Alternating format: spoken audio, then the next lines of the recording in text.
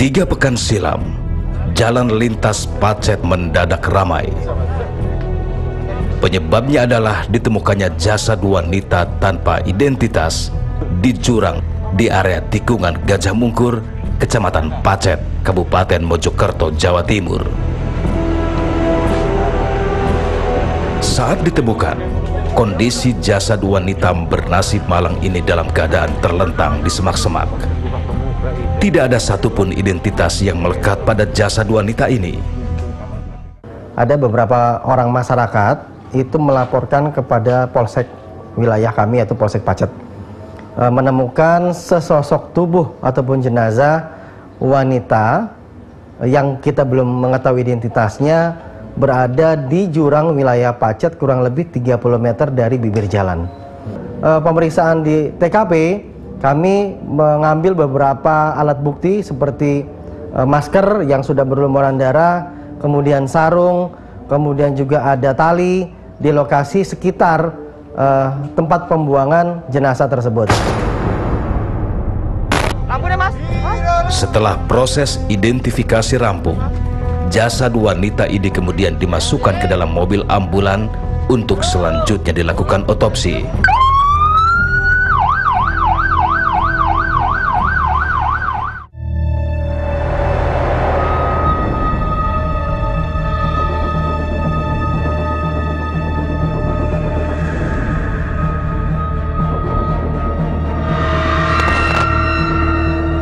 Serangkaian penyelidikan dilakukan oleh jajaran kepolisian resor Mojokerto.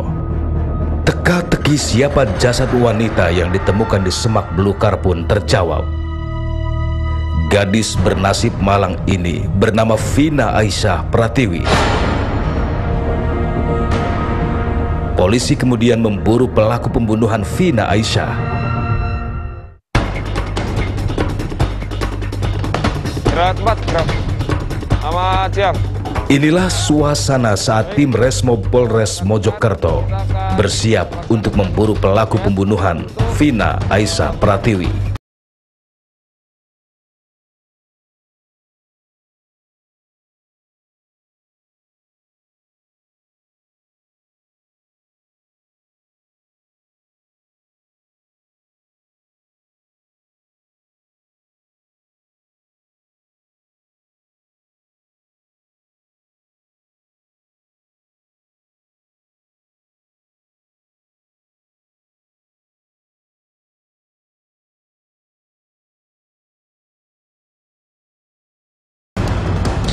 Sasaran sekarang posisi di dalam warung, dia lagi cuci piring, Dan. Kondisi, Dan. Lagi cuci piring ya? Siap. Sudah A1 itu? Siap, sudah satu, Dan. Ya udah. Atas nama Rifat, Dan. Atas nama Rifat ya? Siap. Ya udah, kita langsung masuk aja ke dalam, langsung kita ambil orangnya.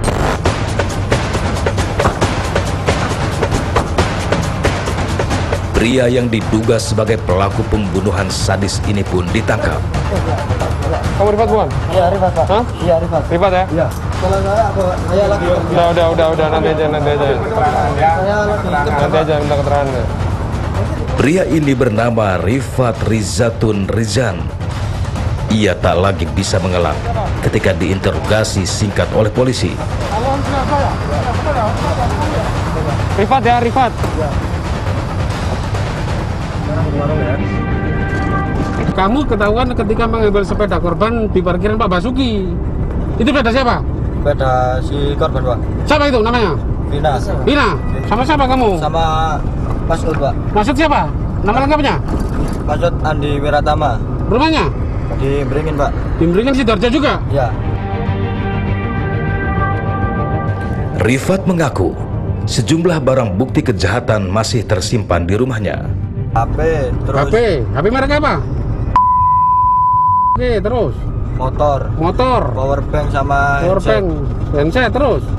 udah. Oh gitu. Ya. Sekarang barang itu ada di mana? Ada di rumah, Pak. Di rumah kamu? Ya. Belum kamu jual? Belum, Pak. Oke, sekarang begini. Semua ya? Iya, Pak. Ini rumahmu ya? Ya, ini, Pak. Yakin ya? Ya.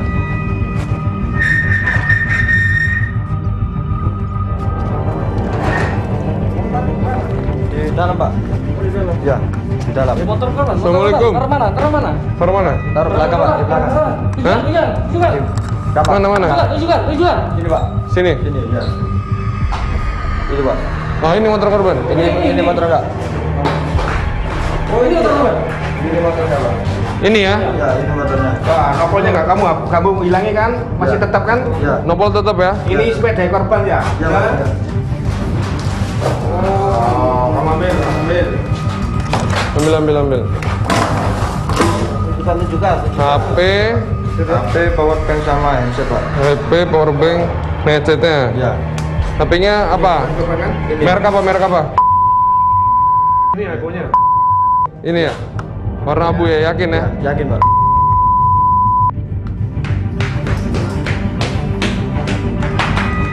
Kita lakukan penggeledahan di rumah saudara R. Di sanalah kita bisa menemukan barang bukti berupa motor milik korban, helm, handphone, dan tas milik korban saudari Vina. Saat menghabisi nyawa Vina Aisyah Pratiwi, Rifat hanya membantu Mas'ud Adi Wiratama. Halo, Mas. Ya. Gimana, Mas? Bisa ke warung? Ya nggak apa-apa. Ya, nggak apa-apa, Mas. Kita tunggu ya. Cepat, Mas, ya. Tak tunggu. Ya, Mas. Turun tuh. Itu benar. Betul ya? Satu ya. Betul ya? Benar ya?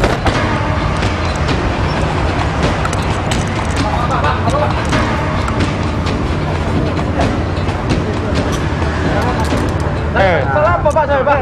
Diam dulu. Kita jelaskan ya. Nama kamu siapa? Masud kan? Iya. Namamu Masud. Masud tau, Masud. Saya salah apa, Pak? Masud, ya udah. Ya. Masuk mobil. Tunjukkan. Ini apa bro? Nah itu apa tuh? Bekas apa? Nah, ngomong apa adanya aja. Gimana? Ceritanya gimana? Saya jalan-jalan terus saya bunuh, Pak. Rifat dan Mas'ud, dua pelaku pembunuhan, sudah ditangkap polisi. Lantas, apa alasan keduanya tega menghabisi Vina Aisyah Pratiwi?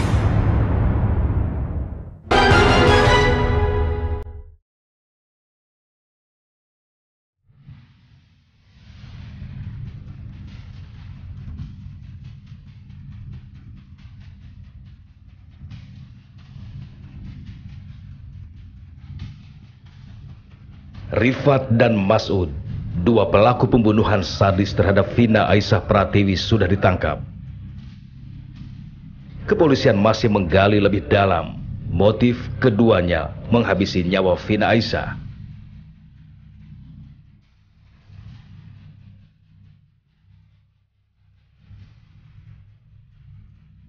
Kasat Reskrim Polres Mojokerto, Ajun Komisaris Polisi Rivaldi Hangga Putra menjelaskan bagaimana bisa mengendus hingga akhirnya menangkap pelaku pembunuhan sadis ini. Kami mendapatkan informasi bahwa yang bersangkutan ini memiliki satu buah handphone dan satu buah kendaraan bermotor yang itu tidak kita temukan di lokasi. Nah, berangkat dari sana didukung oleh informasi juga dari rekan kerja korban, teman dekat korban, bahwa yang bersangkutan sering parkir di salah satu lokasi parkir di Jalan Arteri Porong Sidoarjo. Paginya pada saat hari ditemukan korban di daerah Pacet, itu motor sempat diambil oleh seseorang. Hasil pemeriksaan terhadap jasad Vina Aisyah, polisi menduga jika korban dihabisi secara sadis. Yang pertama ada luka akibat benda tumpul di sisi sebelah kanan kepala, ada kurang lebih 4 atau 5 lubang, dan kemudian ada luka lebam di daerah leher. Awalnya, menentukan identitas korban cukup sulit karena tidak ada satupun petunjuk yang ditemukan pada jasad korban. Namun, tidak ada kejahatan yang sempurna.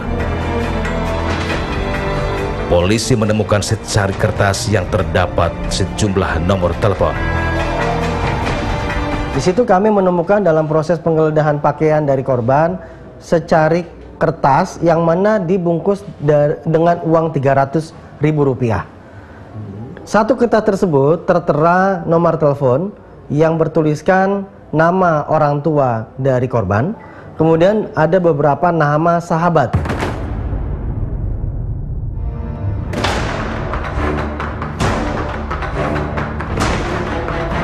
Penangkapan kedua tersangka dilakukan kurang dari 24 jam setelah penemuan jasad Vina Aisyah.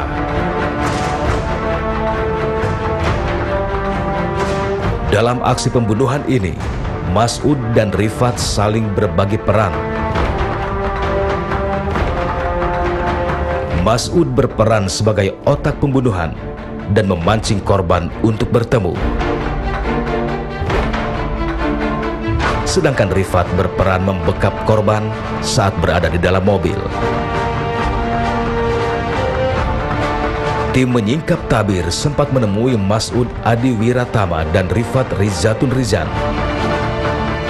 Kepada kami, Mas'ud memang sudah merencanakan menghabisi nyawa Vina Aisyah.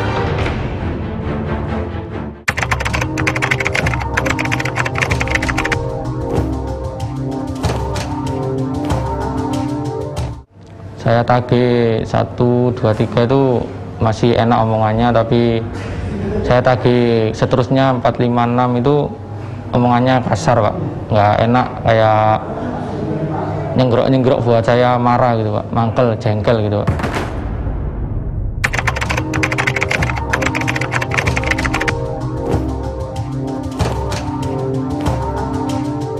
Ya kurang lebih 40, Pak.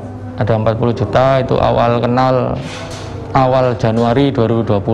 Itu dia pertama pinjam mungkin 1 juta, 2 juta, sampai 5 juta. Itu saya pinjamin, sempat dikembalikan. Karena sempat dikembalikan itu ya saya pinjamin terus. Awalnya hari Minggu itu, Pak.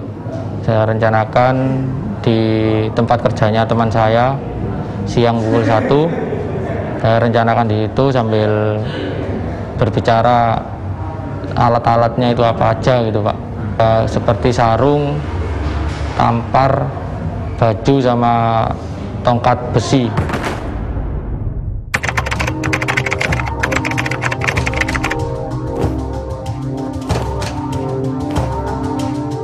Ada kayak rasa nyaman, tuh rasa suka juga ada. Saya juga kasihan kalau dia cerita sama saya, Pak. Dia cerita tentang apa masalah sama kakaknya, terus dia juga buat bangun rumah sama buat cicilan sertifikat yang digadaikan. Selain mendengar keterangan langsung dari Mas'ud Adi Wiratama, kami juga sempat menemui Rifat Rizatun Rizan. Kepada kami, Rifat menjelaskan kenapa ia bisa terlibat ke dalam pembunuhan Vina Aisyah.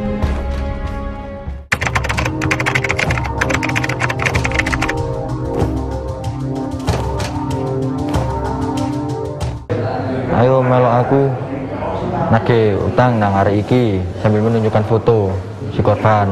Terus kalau ditagih nggak dikasih, dieksekusi. Terus ntar kalau dapat HP sama motor bagi 2 hasilnya.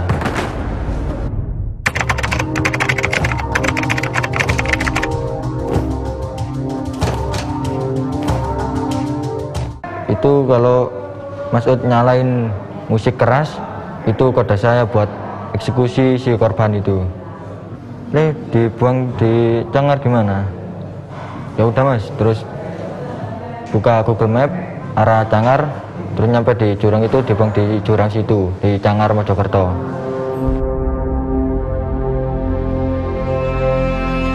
Vina Aisyah Pratiwi, gadis belia yang dihabisi di tol Singosari, kemudian dibawa menuju wilayah Pacet, Mojokerto untuk dibuang.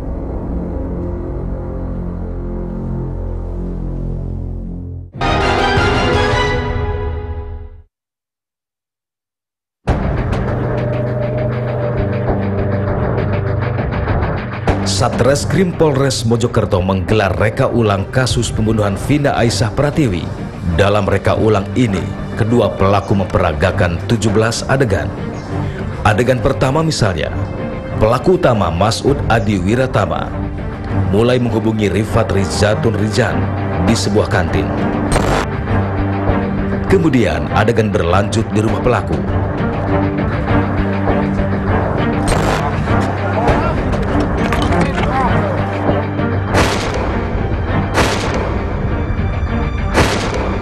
Hingga akhirnya reka ulang pembuangan mayat Vina Aisyah Pratiwi menutup adegan rekonstruksi kasus pembunuhan keji ini. Kini kedua tersangka harus mempertanggungjawabkan perbuatannya, mengambil paksa nyawa gadis belia. Ya, pasal yang kita kenakan dalam proses penyidikan ini ada 340, pembunuhan berencana, kita contohkan ke 338 dan juga 365. Dengan ancaman hukuman pidana mati dan seumur hidup. Lucu-lucu ya? Kata siapa? Cuma cowok Indonesia. Inilah sosok Vina Aisyah Pratiwi, gadis belia bernasib malang. Nyawanya diambil paksa oleh sahabat dekatnya.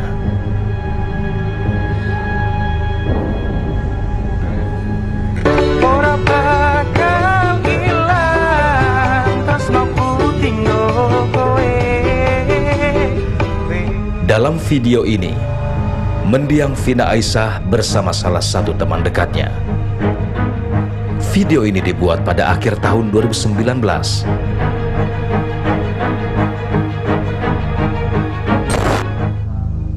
Berdasarkan pengakuan pelaku, pembunuhan Vina Aisyah dilatar belakangi perkara utang piutang.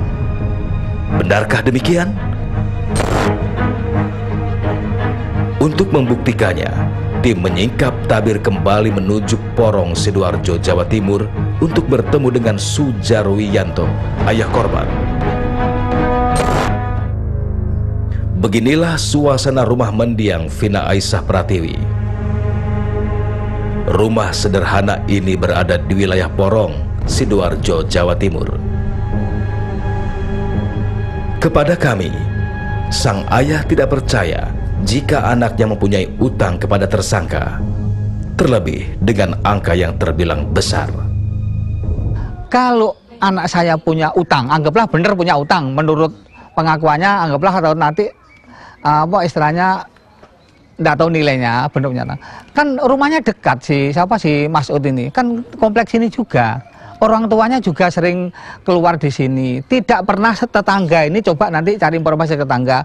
Pernah ndak Mas'ud, pernah ndak orang tuanya, ndak baik ibunya atau bapaknya, ke sini mencari, apalagi uang 40 juta. Kan juga uang besar. Dia bawa motor, ada perhiasan. Kalau toh niat baik, di luar ada unsur yang jadi misteri sampai sekarang, kan bisa, Vin, karena kalungmu tak minta atau motormu tak tahan, gaya nyicil utang, kan bisa gitu loh. Di mata sang ayah, mendiang Vina Aisyah dikenal sangat baik dan ceria. Sujarwiyanto sangat terpukul dengan kepergian Vina Aisyah. Tidak ada harus saya minta jatah sekian ataupun dia punya tanggungan apa, tidak pernah ada tanggungan apa-apa, apalagi yang namanya royal atau kepentingan yang hura-hura seperti anak muda yang lain. Dia sama uang justru paling bukan iri, tapi paling hati-hati menggunakan uang gitu loh. Dan ini harapan Sujarwiyanto kepada aparat penegak hukum. Saya ikhlas, berusaha ikhlas, biarkan hukum yang menyelesaikan semuanya. Intinya tetap ya namanya orang mas kehilangan anak dengan cara begitu, minimal saya menuntut kalau toh memang hukuman itu ada tuntutan hukuman mati, saya juga menuntut hukuman mati.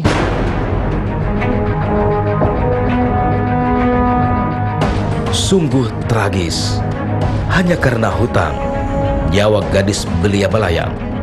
Hutang dibayar dengan nyawa. Nomor 4 Bang? Iya, Rifat, Pak. Mas? Iya, Rifat. Rifat ya? Iya. Udah, nanti aja.